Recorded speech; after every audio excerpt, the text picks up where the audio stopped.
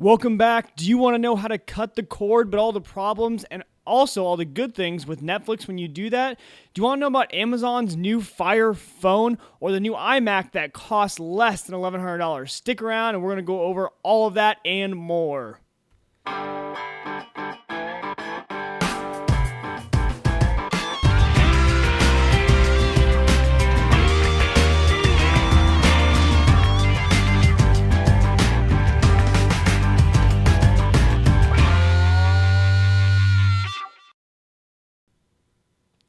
All right, welcome back to another open mic night. Really glad you guys made it back. And I know for a fact this time, I know I say it every week, but I know for a fact that we have some brand new listeners this week. So I want to welcome you guys. My name is Mike Weger, and I am the host of the show. This is a product of WegerTech.com. And this is my part of the week, my Tuesday evening, where I get to tell you guys all the latest and greatest news in technology. Who doesn't love that, right? And if you're watching, I know you do.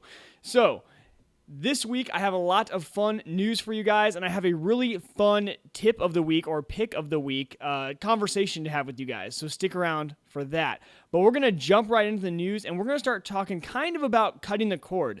I didn't mean for cutting the cord to be a popular topic this evening, but as I was going over my news and what I was going to be talking about, I was like, man, this really does have a lot to do with cutting the cord. Now, for all of you who don't know, cutting the cord would pretty much be saying goodbye to cable. You only live off internet. And for a lot of people, that's really hard, and there's a lot of reasons that they do not do it. But there's also a lot of people out there who are enjoying the extra $50 to $60 a month of not paying for cable when a lot of their amazing content is coming over the internet.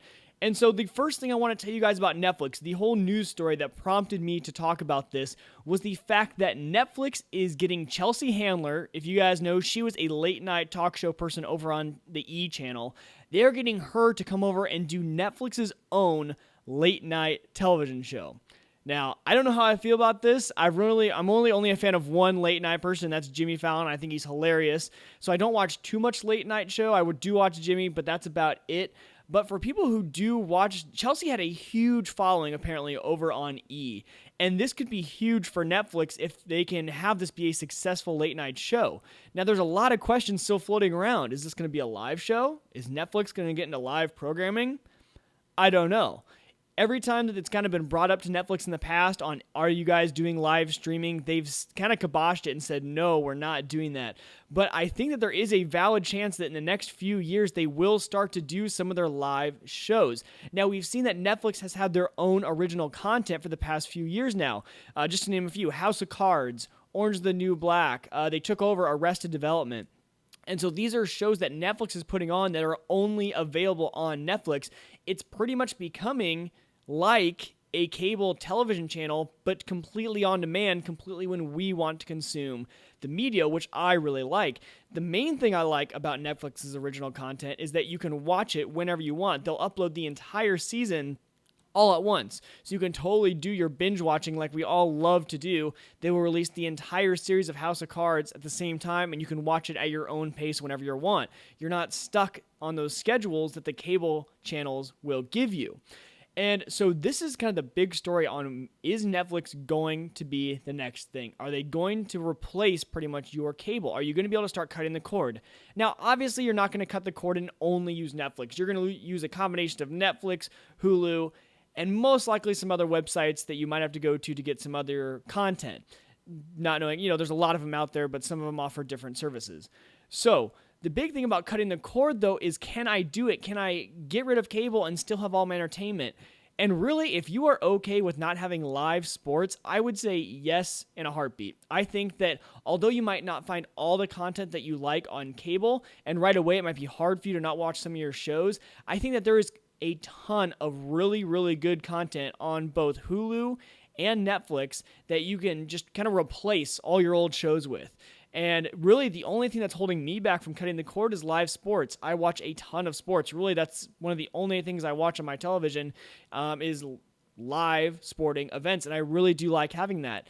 And a lot of people are like, oh, well, watch ESPN. The app is a great way, or all the Fox channels, they have an app now. You can just go watch it. Yes, but you need a cable sign-in. You need someone in your life needs to have a cable subscription, and you need to essentially steal their login and use it, even though they give it to you. So yes, cord cutting is possible right now, but pretty much all of us still have that one person in our life, and God bless you, whoever you are, that still has cable, and you use that to sign in. And so, actually, that's me. I still have cable because I still can't let go of those live sporting events. But the one thing I want to tell you guys about Netflix, this is just one random fact, was that on those original series shows, so on House of Cards and on Orange is the New Black, I just found out that Netflix does not actually own those television shows. They have the exclusive rights to air them, but the studios still own those shows. So those shows could go other places in other markets where Netflix maybe isn't available. Something I didn't know and something I wanted to pass on to you guys. But mainly that whole Netflix story of getting Chelsea Handler on late night. Now, I forgot to mention, this is not happening until 2016. People are speculating that there's maybe a do not compete in her contract with E, and when she left E, now she has to wait a certain amount of time before she can do another late night show, and that's probably the main reason. But another main reason is Netflix looking into this live streaming? Are they looking to have live programming?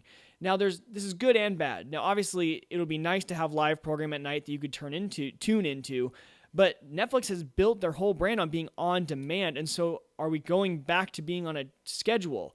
Does this late night even fit Netflix? Something that's late night television is usually something that's funny because it's current. They talk about current news. They talk about things that happened even that day or the previous day. And so does a live programming really even fit Netflix? We use Netflix as a go-to a la carte service. We go and we pick an episode of a show and we watch it right away. Are people going to go and watch Netflix live? Are they going to do that over their cable? And I think the only people that are going to do that are the people who do not have cable, people who have cut the cord, and they want that live programming. But I could be wrong. I could be totally wrong. But I don't think I will be watching any Netflix live late night shows when I can just watch them normally. And even people who have cut the cord, most of those late night shows are on channels you can get over an antenna with the channels that come over the air. So, what do you guys think? I want to know kind of what you guys think about this, how you guys are feeling. Will you guys even watch Chelsea Handler on her late night show on Netflix in almost 2 years, or will you not? Do you like that Netflix might go live, or is that something that you don't really care about? Do you only use Netflix as kind of an a la carte, which I guess, yes, you do right now because that's the only things they have. So let me know. My website is WegerTech.com. There's a contact me form, and you can just write me an email. Tell me what you think about this. It's kind of, is this crazy? Is it fun? Is it cool? Also, my Twitter is @MWeger, and that's the best way to get a hold of me. Just, tweet at me, @MWeger. I've always got usually my Twitter comes right to my phone, so that's kind of a fun way that you guys can contact me there. The next story I want to talk to you guys about is that there is an Apple iMac brand new for under $1,100 now. Now, for some of you, wow, that's still really expensive. And it is. That's a lot of money. But for an Apple iMac, we're looking at $1,099 for the low-end iMac now. Now, it's a 21.5-inch screen, which is the same screen size as the other ones that we had. But really what they've done is they've taken the guts of like a MacBook Air, an old MacBook Air, and they've put it in the iMac. So pretty much if you want an iMac, if you want the steady, if you want that nice look of an iMac, if you want a desktop, you don't want to spend a lot of money though, and you are fine with some of the low-end guts, what it has is a 1.4 gigahertz dual-core i5 processor and a lower-end graphics card than the other iMacs.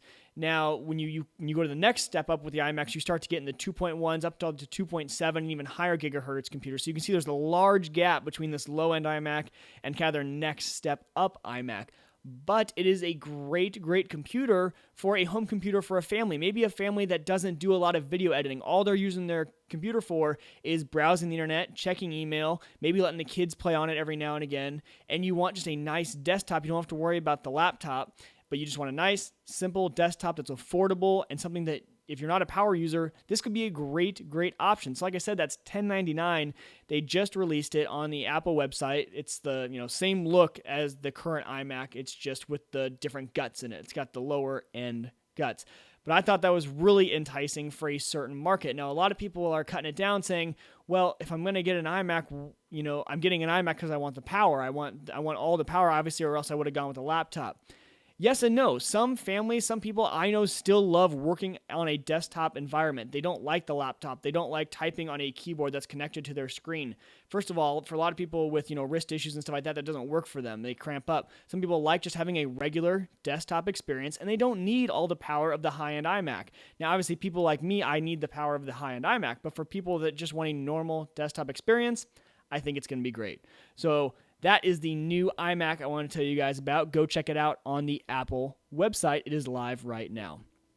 So the final piece of news story that I have for you guys is the one that was in the title. It is the Amazon Fire phone. And will it catch fire? Will it become popular? Who knows? That is what I want to talk to you guys about. So the Amazon phone, the brand new phone that they announced last week, there was a lot of hype about it. They had a advertisement, a video that showed everyone that was looking at a device that was barely off screen. You couldn't see the device, and they were just wowed by it. Wow. They kept saying wow. I think they said wow like a million times, and they were really impressed by it. And finally, last week, we got to see what exactly it was. They didn't even tell us originally it was a phone. So now, but everyone speculated, and they speculated correctly, that it was a phone. So Amazon is completing their ecosystem. Amazon has the tablet. They have the entire catalog of anything you could want to buy on their website, meaning, books, movies, music, and then all sorts of physical stuff. So they have the back end, they have the retail part, and now they've got the phone. And this really does complete the circle for them, but is it a good device? Is it something people are going to want to buy? My guess is no, but I'm going to explain to you guys why. So the phone actually is almost the same exact price as any other iPhone or Android, powerful Android. It's priced at $199 for the lowest end model, and that's on contract. First problem with the phone is that it's only on AT&T. Now, although Apple started only on AT&T, and some people say that's not a problem, it's a good way to start. They can control their production numbers. They don't have to provide production for all the different carriers. Okay, that's great. But if I have a phone that needs to compete with Android and the iPhone and now even Windows Phone, I'm probably going to try and get the most exposure and get it in everyone's hands that wants it right away. But that's just me. That's just what I think about how you distribute to the carriers. But it does focus their production, and they can have better margins if they can slim down their production and only make the amount they're actually going to sell. Makes it a lot easier when you're only doing that to one carrier and not like 3, 4, even 5. So what does it have? What is the phone? The phone really isn't that impressive overall. I mean, the design, nothing like that, nothing eye-dropping, nothing just out of the blue that you wouldn't expect. It looks like a normal phone.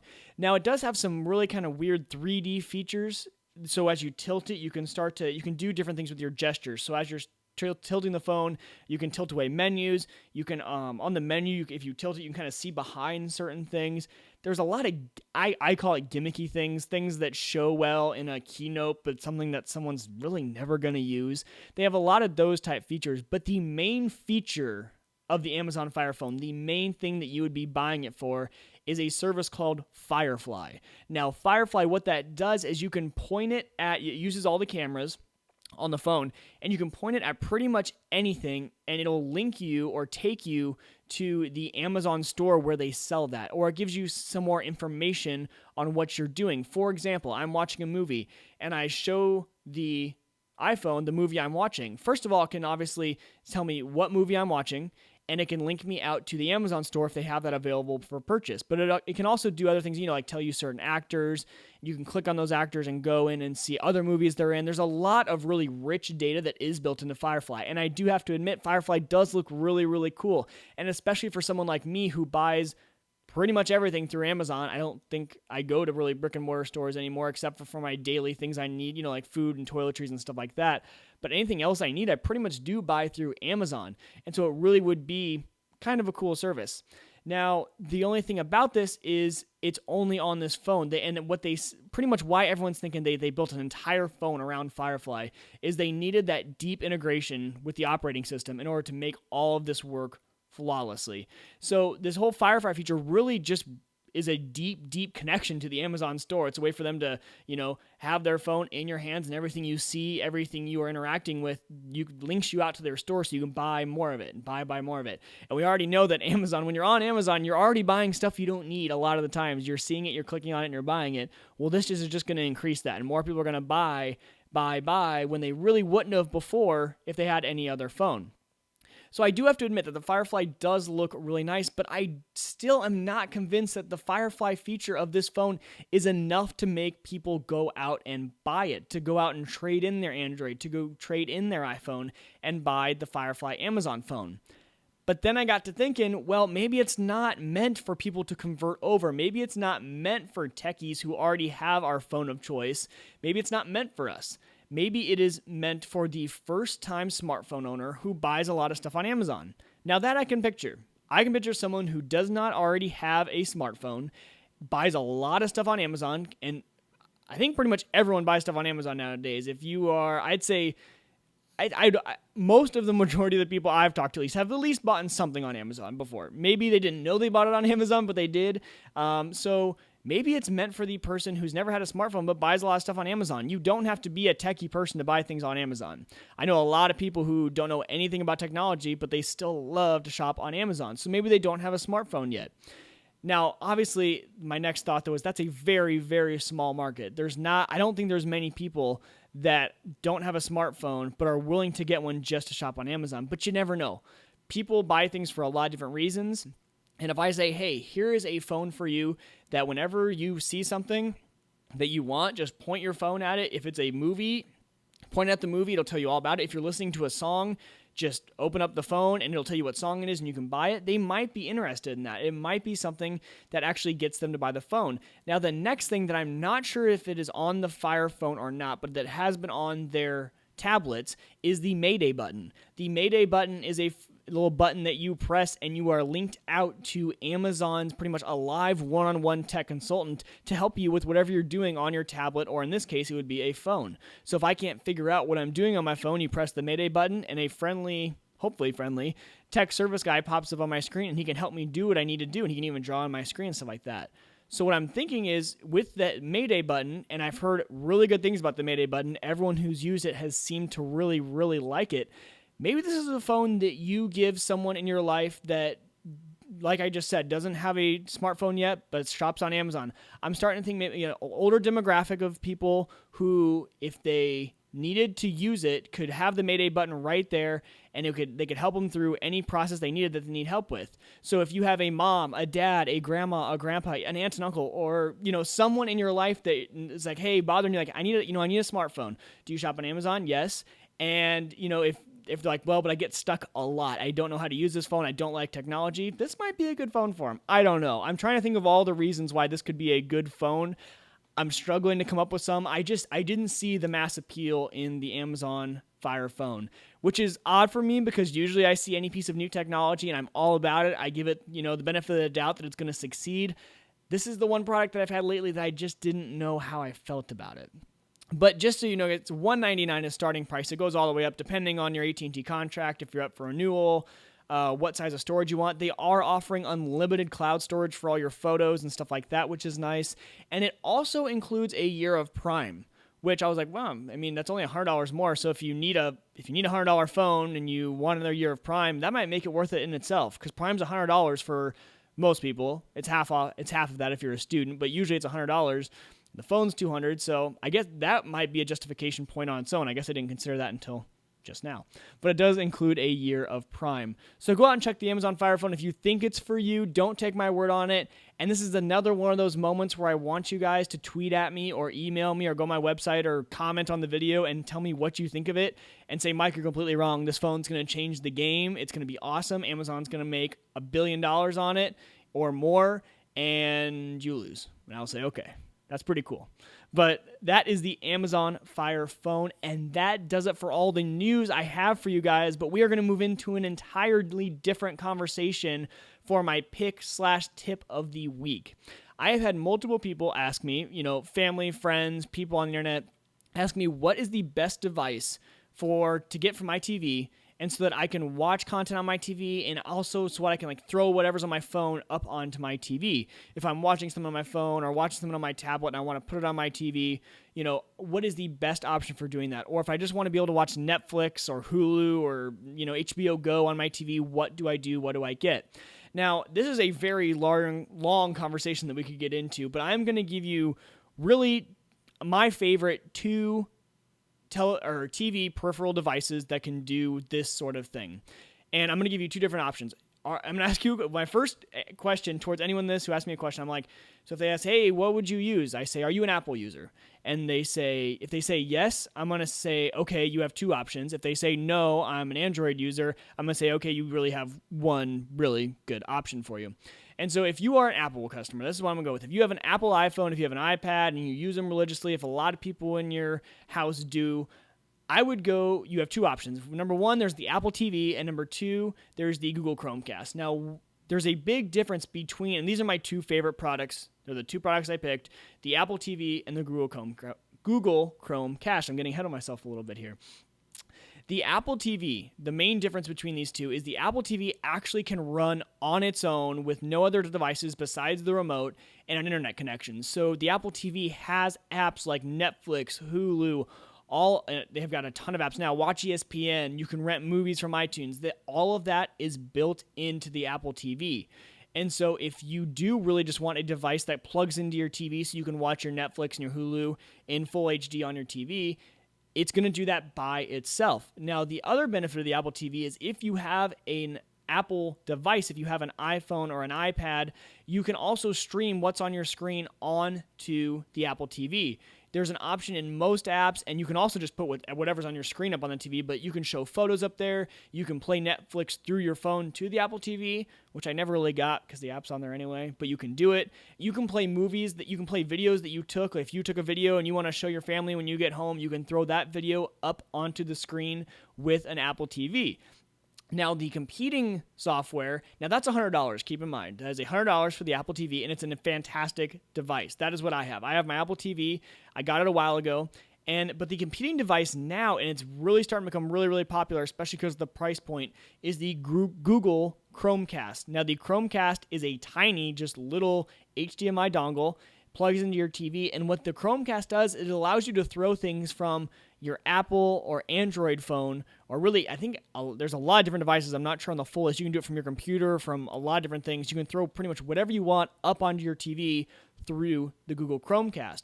So in that sense, you would be, watching Netflix on your phone, on your iPad, on your Android phone, and you can just throw Netflix right up onto your screen through the Google Chromecast. But like I said, the main difference is that the Google Chromecast does not have anything built in. You can't use it just on its own. You can't just buy a Google Chromecast and want it to work on your TV. You need your phone, you need a tablet, you need something to power it, you need something to control the apps and stuff like that, because all it really is, it's a relay from your phone, your tablet, to your television. But they are gaining support in a ton of different apps, even on the Apple side. We all knew that through Android, they were going to be, off the bat, pretty widely used, but it's also really big already in the Apple products. You can use a bunch of different apps and throw them to a Chromecast, and the Chromecast is only $35. So you could almost buy 3 of them for the price of one Apple TV, which is really attractive for a lot of people. And honestly, had the Google Chromecast been out before my Apple TV, I might have gone with that. But I do like the fact that my Apple TV I can just use my remote and click on it and do it without having to even touch my phone. Sometimes my phone is charging and I don't have my iPad near me. So it is a convenience thing for me to have my Apple TV, so I do like that. But a Google Chromecast is an amazing, amazing piece of software that you guys should, or piece of hardware, mind you, that you guys should definitely check out if you are interested in getting your content up onto your TV. Again, they're only $35. They are very, very useful. And so that brings me back. So I asked you if you're an Apple person, you have those two options. If you are an Android person, go with Chromecast. If you are anything else besides Apple, just go with Chromecast. Make your life easy.